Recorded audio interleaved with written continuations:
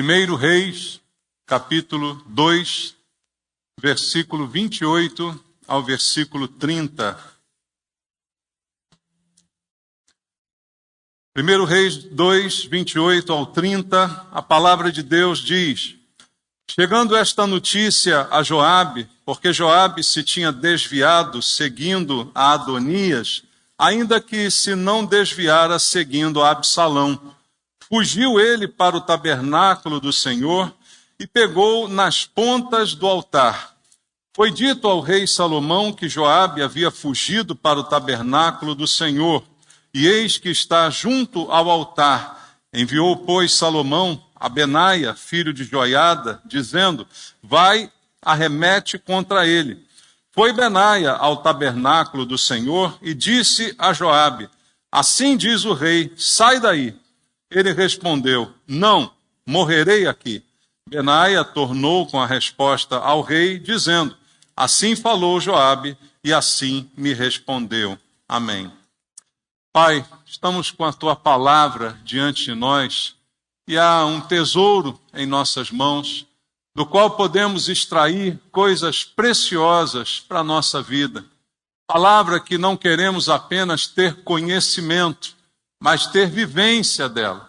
Queremos praticar aquilo que vamos ouvir e, principalmente, queremos ouvir a Tua voz. Nós não estamos aqui para ouvir as doutrinas inventadas pelos homens, as histórias desse mundo, as filosofias. Não é isso que nos interessa, mas sim ouvir a voz do Senhor, nosso Deus, falando ao nosso coração, alimentando o nosso espírito e edificando a nossa vida. Por isso oramos sempre pedindo: fala conosco, Pai. Queremos ouvir a Tua voz. E eu, portador da Tua palavra, peço a Deus a Tua graça, a Tua misericórdia sobre a minha vida, e que a unção do Espírito Santo esteja sobre mim, me capacitando a ministrar a Tua palavra de acordo com a Tua vontade, para que ela cumpra os Teus propósitos. Oramos juntos por isso, em nome de Jesus. Amém. Podem sentar. Amados, esse texto aqui é um episódio, talvez não seja muito nem citado, mas é interessante no aspecto histórico, né, do episódio. Joabe, esse homem, esse soldado, vamos dizer assim, esse homem que já foi comandante do exército de Davi, pai de Salomão, que era o rei no contexto dessa passagem, mas foi um homem importante, né? Foi um comandante do exército. Foi ele que ajudou a matar Urias pela ordem de Davi, né? Ele era o comandante naquela batalha em que, por ordem de Davi, colocou Urias sozinho e o deixou para morrer. Foi ele também que matou Absalão, filho de Davi, né, que o traiu. E é ele que, no fim da vida, vai cometer um grande erro da sua vida, que foi se aliar a Adonias com o intuito de tomar o reino de Salomão, com o intuito de promover ali uma tomada do poder, não é? Então, um homem que já tinha sido fiel, agora ele é infiel, agora ele vai conspirar contra o rei, e é por isso que o rei Salomão manda matá-lo. Mas não diz em nenhum lugar na Bíblia que Joabe era um homem religioso, que ele tivesse algum tipo de intimidade com Deus, ele tivesse algum exercício religioso. Então a Bíblia não fala que esse homem fosse um homem fervoroso, não há nenhuma menção bíblica a respeito disso, não é? E talvez seja essa a razão dele tomar a atitude que tomou quando pelo rei foi ameaçado de morte, né? O rei mandou matá-lo. E Salomão, então, dá ordem para que ele seja morto por causa da traição, por causa do que ele estava fazendo naquele momento. E aí, quando ele se vê em perigo, porque está sendo perseguido para morrer por ordem do rei, não tem como escapar disso, né? Então ele se vê em apuros, e aí a atitude dele é a que nós lemos aqui. Ele corre para o altar. Ele então toma a decisão de se refugiar lá no altar do templo do Senhor. quando ele está em perigo, ele foge então para o altar. Mas ele não é um homem religioso, mas ele apela à religião quando a coisa fica preta, numa linguagem popular. Então, a grande lição que nós tiramos daqui é que muita gente hoje faz exatamente como Joabe. Tem exatamente esse mesmo comportamento. Recorre a uma religião exterior quando se vê em perigo. Quando tem um perigo de morte, quando tem uma dificuldade financeira, quando tem um problema na família, quando a coisa está ficando estreita, quando não vê uma solução, aí a pessoa recorre a algum tipo de religiosidade, algum tipo de religião. Só que a própria Bíblia afirma que qualquer esforço de seguir uma religião exterior apenas não dará em nada. Religião significa me religar com Deus, porque a ligação foi interrompida pelo pecado. E o sentido da palavra é exatamente a religação. Eu refazer essa conexão que foi rompida, mas para que isso aconteça, o pecado tem que ser tratado. O arrependimento está implícito nessa atitude. Religiosidade sem arrependimento, prática religiosa sem transformação, não acrescenta nada à vida de ninguém. E hoje muita gente tem a atitude como a de Joabe.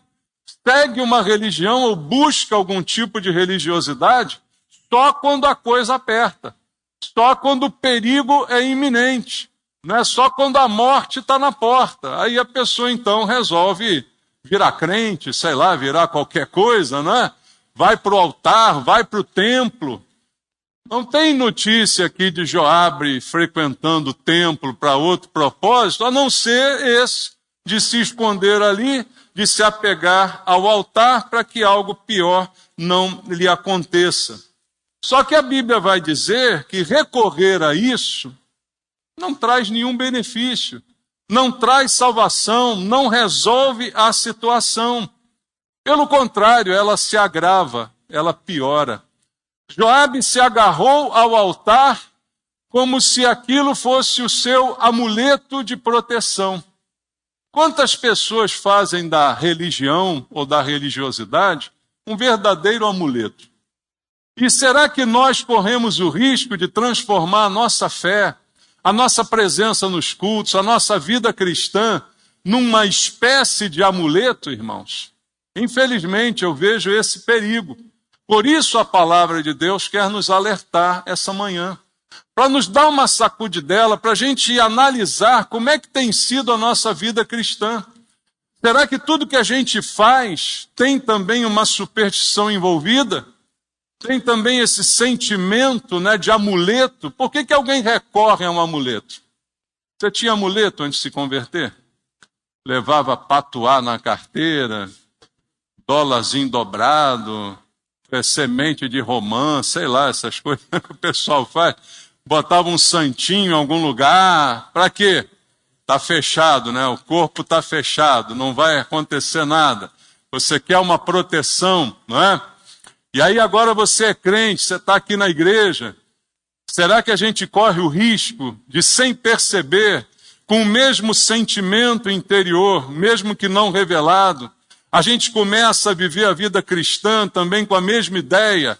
Vou dar o dízimo, senão vai acontecer do devorador correr atrás de mim. Eu vou participar da igreja, porque se eu for para outro lugar pode acontecer um acidente. Aí eu vou orar antes de entrar no ônibus, senão o ônibus vai ser assaltado. A gente transforma até oração em amuleto. Se a gente não tomar cuidado, a gente transforma coisas boas, legítimas, com o mesmo sentimento em amuletos. Perdem o sentido de ser e apenas se transformam em algo que não é o propósito de Deus, da religião verdadeira, que é a nossa ligação com Deus. Eu não oro para que algo apenas não me aconteça, mas porque eu preciso de comunhão com Deus. Eu não venho à igreja só para ser protegido, mas porque eu preciso de comunhão com Deus, com os irmãos. Então eu não dou o dízimo para que o mal não me aconteça, mas porque eu sou grato a Deus pelo que Ele me dá, pelo que Ele me abençoa. Muda totalmente o sentido de tudo e a gente acaba se transformando num Joabe da vida.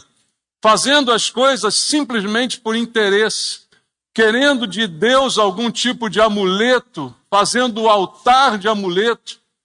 Irmãos, infelizmente, isso acaba acontecendo entre nós, por mais estúpido que pareça. Mas sem perceber, o nosso comportamento acaba denotando essa atitude do coração, nas coisas que a gente faz. Achando que, domingo que vem tem ceia, vou tomar a ceia porque dá sorte tomar a ceia. Pode ser que tenha gente, eu já vi gente em igrejas pensando assim. Mas a Bíblia diz exatamente o contrário. Eu estou doente, eu vou na igreja mesmo doente, porque é dia de ceia, eu tenho que ir para tomar o cálice, quem sabe eu não sou curado. Irmão, se Deus quiser curar, Ele vai curar com cálice, com pão, sem pão, com ceia, sem ceia, com imposição de mãos. Deus não tem um método fechado para agir. Se eu orar de joelho é melhor do que deitado, se eu orar em pé faz mais efeito, se a oração for com imposição de mãos é melhor, se tiver unção com óleo aí nem se fala, a gente transforma tudo em amuleto. É essa danada dessa mente supersticiosa que não sai de nós e que a gente deturpa tudo pelo medo. É o relacionamento do medo, medo de que algo pior aconteça, medo de que alguma coisa dê errado, medo de que a doença não vá embora, medo de que a morte chegue. E por causa disso, a gente deturpa todo o nosso relacionamento com Deus. Só que a Bíblia diz que isso é o contrário. Veja, recorrer a um sacramento, entre aspas, a ceia do Senhor, na doença, ela não vai salvar, não, irmãos. Pelo contrário, ela é para o salvo. Se você der uma ceia para um não cristão, eu sempre digo, a ceia é para o cristão. Todos que são cristãos estão convidados. Eu sempre falo isso aqui.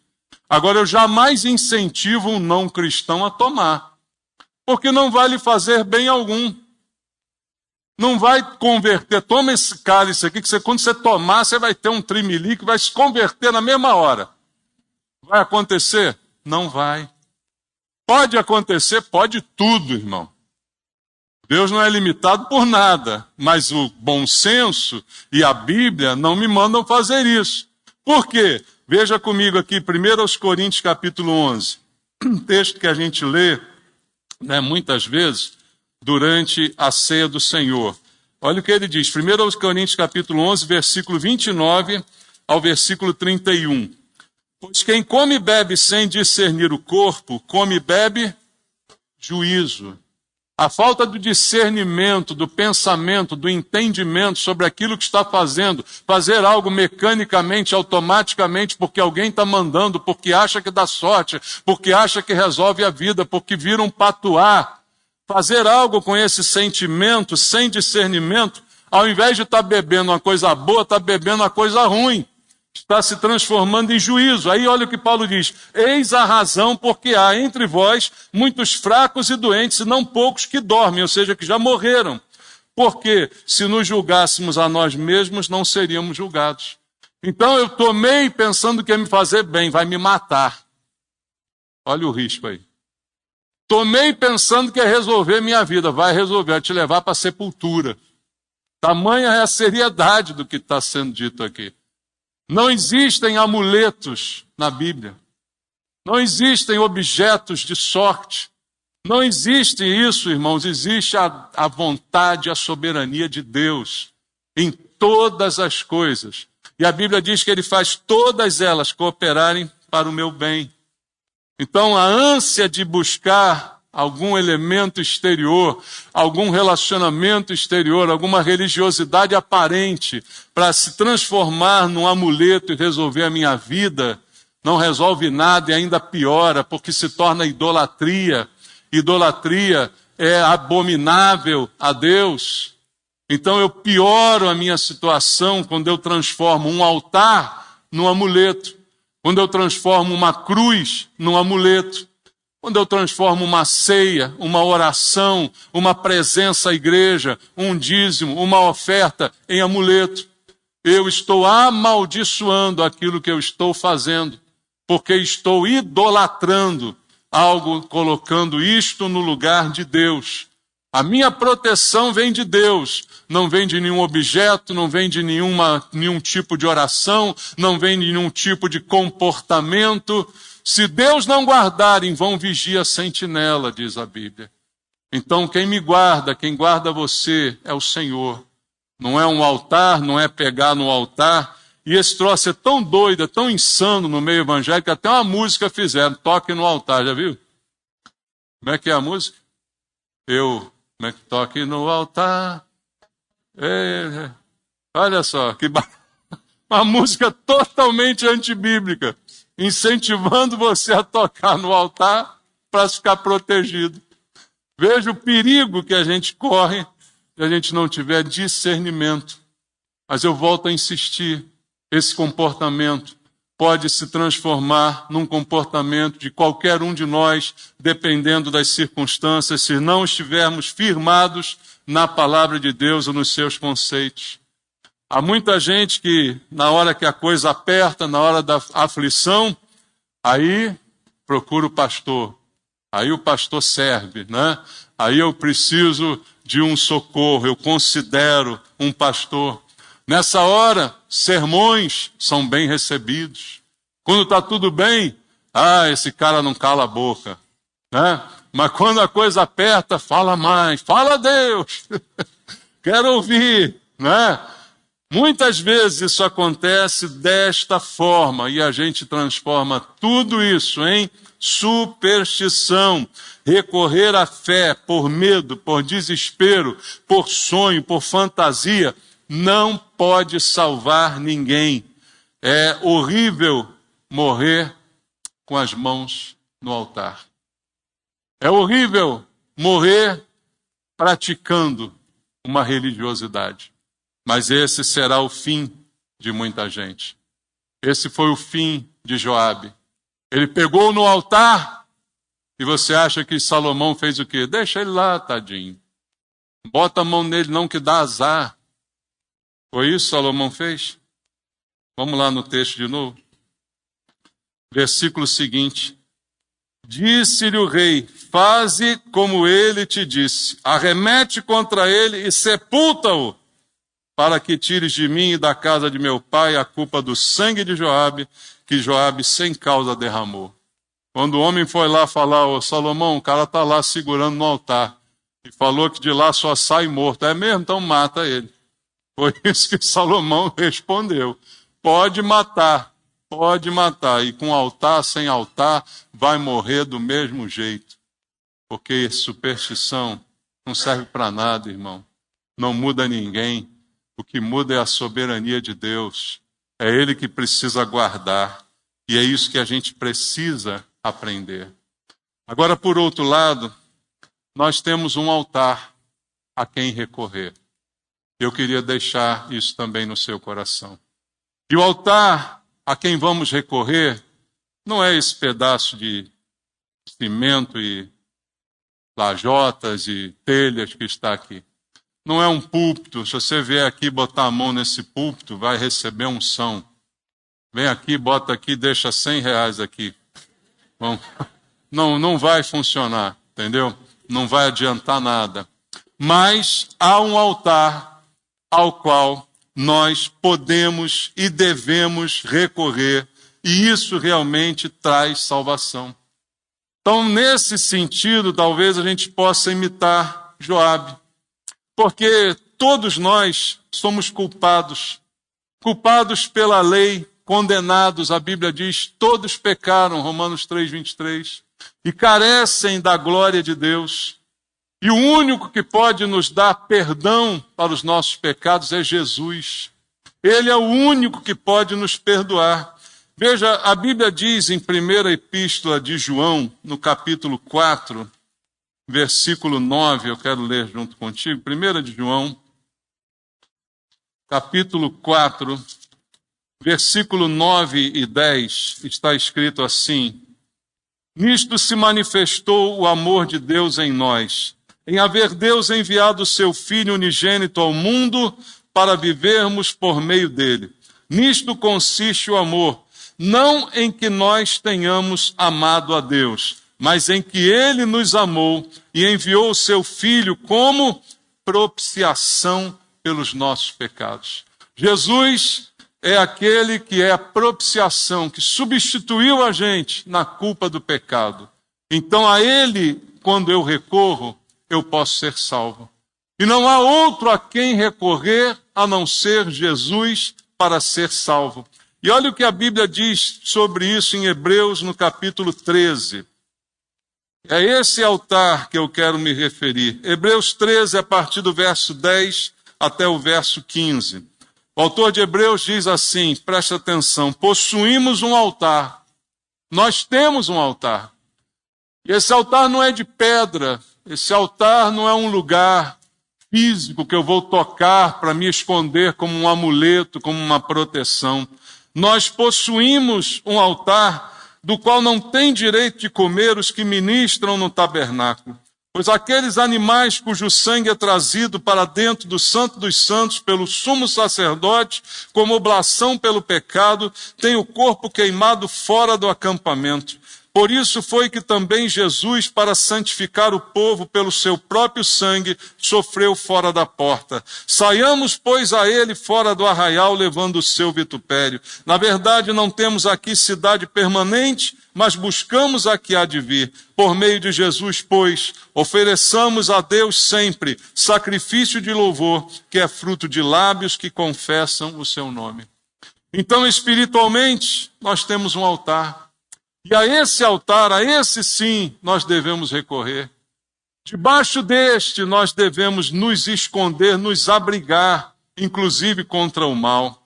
Quando nós nos apegamos espiritualmente a esse altar, nós sempre estaremos seguros, mas não vamos ser livres de inimigos que tentarão nos tirar de lá. Quando você olha o texto que a gente leu aqui, vou voltar lá em 2 Reis, quando você vê no versículo 30, foi Benaia ao tabernáculo e disse a Joabe, sai daí. E ele respondeu o quê? Não, morrerei aqui.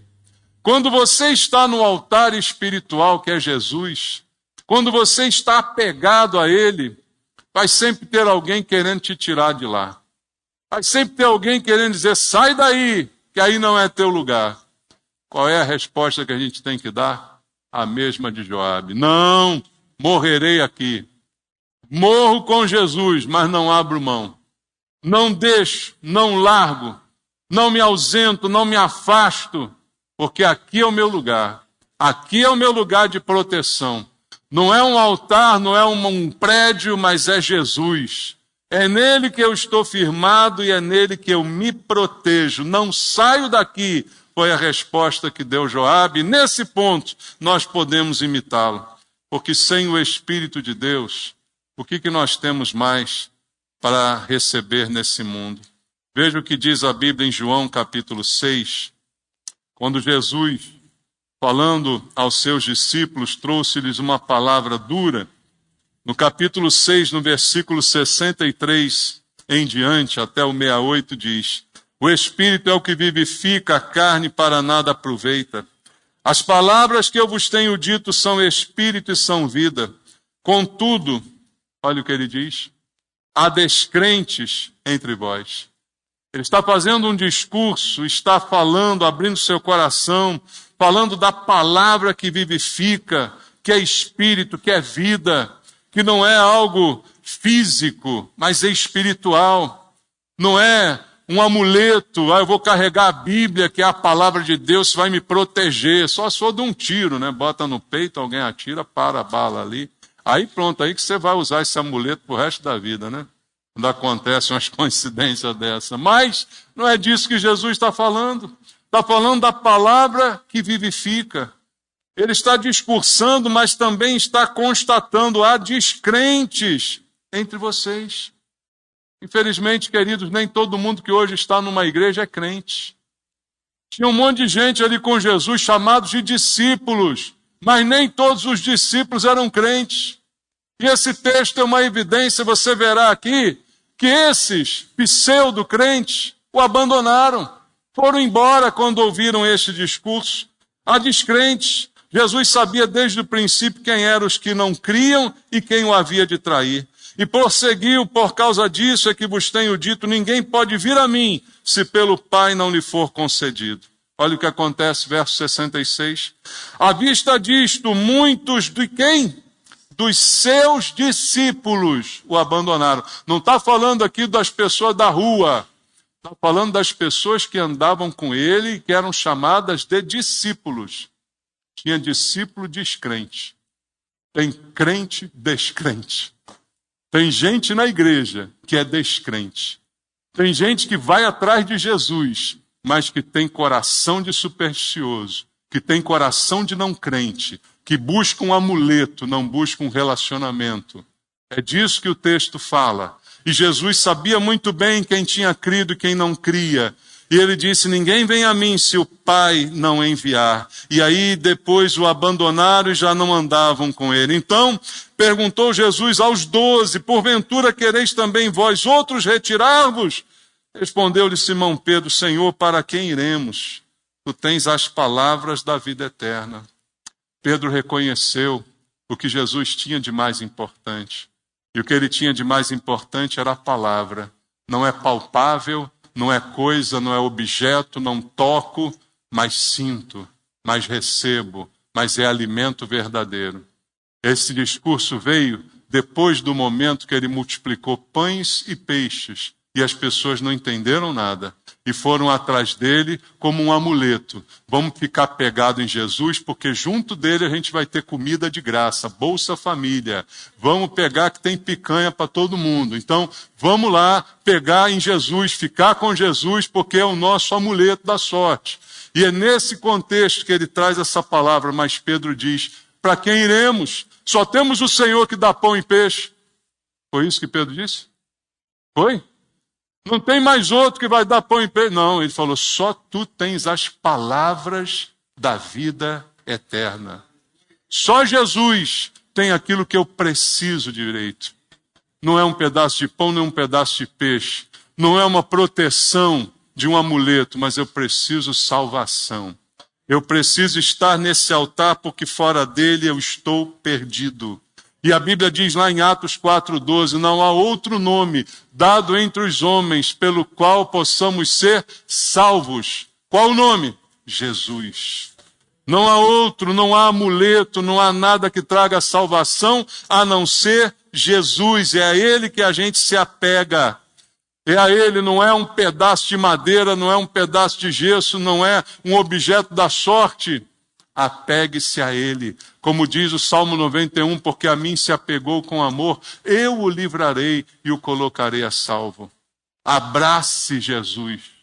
Não abrace um altar de madeira, abrace Jesus. Se apegue a ele. Em João 6 ainda, no versículo 37, Jesus diz assim: todo aquele que o Pai me dá, esse virá a mim, e o que vem a mim, de modo nenhum lançarei fora. Você veio, ele te segura. Você dá um passo para abraçá-lo, ele te abraça com mais força ainda. E não solta nunca mais. Nunca mais ele solta você. Se apegue a quem pode salvar. Não se apegue a tradições, não se apegue a superstições, não se apegue a amuletos, a religiosidade. Se apegue a Jesus. É isso que faz diferença. E é isso que Deus quer nos ensinar essa manhã. Nele nós estamos completamente seguros. Veja, a Bíblia diz que ele foi dado o nome que está acima de todo nome. Abra comigo Filipenses capítulo 2, versículo 9 ao versículo 11. Pelo que também Deus o exaltou sobremaneira e lhe deu um nome que está acima de todo nome, para que ao nome de Jesus se dobre todo o joelho nos céus, na terra e debaixo da terra, e toda língua confesse que Jesus Cristo é o Senhor, para a glória de Deus Pai. Apegue-se a este que tem todo o poder, porque todo o poder lhe foi dado. E quanto mais você se apega a ele, mais ele te aperta. De modo nenhum te lançarei fora. De modo nenhum eu dispenso você. Você está aqui, abraçado com Deus. E é isso que salva. É isso que protege. Não é um amuleto da sorte, não é uma palavra mágica, não é um pedaço de madeira que você possa segurar. Então não use o altar de jeito nenhum como superstição. Não se apegue a falsas religiões buscando proteção. Nada disso protege. Nada disso fecha o seu corpo, como é prometido por alguns. Nada disso vai fazer diferença. Apegue-se a Cristo. Apegue-se a Deus, segure nele, não num altar. Joabe não entendia nada disso. Joabe nunca foi crente. Joabe era um soldado que errou e errou ainda mais na sua morte. Quando ao invés de recorrer ao Deus verdadeiro, recorre a uma superstição. Apenas abraça um altar na expectativa de não ser morto. Só que nada disso adiantou, como você viu, e eu leio agora no versículo número 34 do mesmo texto. Subiu Benaia, filho de Joiada, arremeteu contra ele e o matou. Foi sepultado em sua casa no deserto. Esse foi o resultado da superstição desse homem. Não adiantou nada. Foi morto da mesma forma e por ser morto foi sepultado. Então faça de Cristo o seu amuleto. Faça de Cristo o seu Senhor. Tem muita diferença aí. Faça dele o seu Pai, aquele que te abraça, aquele que te acolhe. Estar com ele é estar protegido. Estar com ele é estar seguro. Conversei depois com o diácono Leandro semana passada, a mensagem que eu trouxe à noite no aniversário da igreja, falando da proteção em Cristo que sempre nos conduz em triunfo, mostrando a você que essa condução é como escravo, escravos de Cristo, mas guardados por Ele. Quem pode tomar algo que pertence a Deus? Como disse Jesus, as minhas ovelhas estão nas minhas mãos e ninguém pode arrebatá-las de lá. Ninguém pode tirar alguém que está debaixo da guarda e da proteção de Deus. Mais uma vez lembra o Salmo, se Deus não guardar, em vão vigia a sentinela. Se está nas mãos de Jesus, não tem diabo que possa tirar de lá. Ele garante, a garantia é Ele. Ele é a garantia. Não faça dele um amuleto. Não faça da sua fé, da sua presença na igreja, não faça das suas orações um amuleto. Faça de Cristo o seu Senhor, porque não há outro. Venha a Ele, Ele te convida, apegue-se a Ele, Ele te chama, Ele espera por você e aí você precisa estar nele. Um homem com sede não mata a sua sede andando na direção do poço, ficando do lado do poço. Pelo contrário, quanto mais você chega perto da água, mais a sede aumenta. É ou não é? Você está morrendo de sede, está aqui do lado um copo d'água. Mata a tua sede de alguma forma isso? Pelo contrário, aguça mais ainda a tua sede. Ficar perto não resolve. O que resolve é tomar desse copo, tomar desse poço. O que resolve, o que mata a sede é experimentar o que é oferecido. Como disse Jesus, quem crer em mim, do seu interior, fluirão rios de água viva. Então, quem vem a Ele, Ele diz, não tem fome nem tem sede, porque Ele sacia as nossas necessidades. A sede é satisfeita por aquilo que a gente tira do poço. Não adianta vir à igreja e não experimentar Jesus. Não adianta ficar aqui perto de crente e não ser crente. Não adianta estar no ambiente cristão, mas não mergulhar em Cristo. Isso não vai matar a sede de ninguém. Você vai entrar e sair e continuar o mesmo supersticioso de sempre. E não é isso que Deus tem para a sua vida. Superstição aprisiona. Você sabia disso? Superstição mostra as pessoas na prisão por comportamentos que ela não sabe explicar, mas ela apenas acha que dá certo. E isso aprisiona a pessoa. Deus te chamou para a liberdade. E a liberdade está no relacionamento com Deus. Amém? Vamos orar juntos? Coloque a tua vida diante de Deus agora. E num breve momento, faz um balanço dos teus sentimentos, das tuas emoções. Talvez em algum momento, cada um de nós já tenha agido até para com Deus de maneira supersticiosa. Se a gente não vigiar, irmãos, nós temos essa tendência.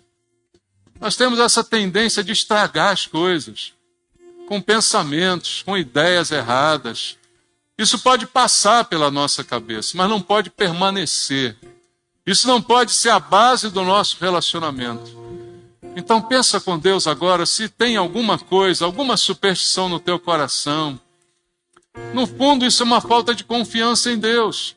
Você confia mais num objeto, mais num comportamento do que em Deus. Você confia mais numa oração do que em Deus. Então isso é um desvio de foco, isso é um desvio de atenção, isso é um ídolo. O ídolo tenta substituir Deus, mas não há nada que possa representá-lo. Por isso se arrependa diante de Deus agora e peça a Deus, Senhor, tira do meu coração essa mentalidade. Tira do meu coração esse relacionamento de medo que eu tenho contigo. Medo das coisas não darem certo, medo da doença chegar, medo do problema acontecer, medo do dinheiro faltar. Tira do meu coração esse sentimento, Pai, para que eu tenha um relacionamento de segurança com o Senhor. Para que eu me sinta seguro em Tuas mãos, sabendo que todas as coisas cooperam para o bem, sabendo que o Senhor guarda os que são Teus. E eu sou Teu, Senhor. Portanto, estou guardado em Ti. Fala com Deus isso, meu irmão.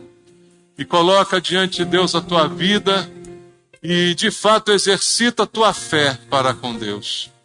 Não num objeto, mas na palavra.